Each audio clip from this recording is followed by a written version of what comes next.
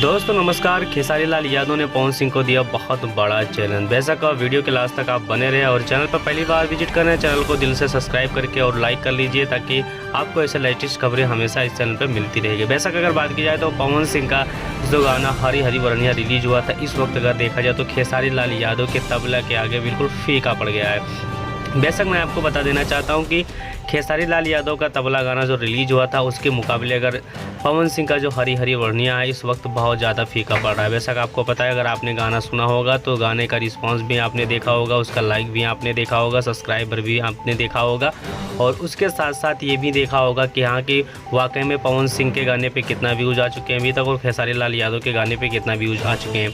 अब काफ़ी लोग ये कह रहे हैं कि जो खेसारी लाल यादव का जो गाना रिलीज़ हुआ था वो अभी तक देखा जाए तो ट्रेंडिंग में नहीं गया। तो मैं आपको बता देना चाहता हूँ कि खेसारी लाल यादव का जो गाना था वो बिल्कुल ट्रेंडिंग में जा चुका है और पवन सिंह का जो गाना रिलीज़ हुआ है तो बिल्कुल अभी तक ट्रेंडिंग में नहीं पहुँचा। कि तो देखा जाए तो पावर स्टार पवन सिंह का जो पावर वाली मशीन थी इस बार क्या पता मशीन काम किया कि नहीं काम किया, ये लोग आप हमें कमेंट करके बताइए।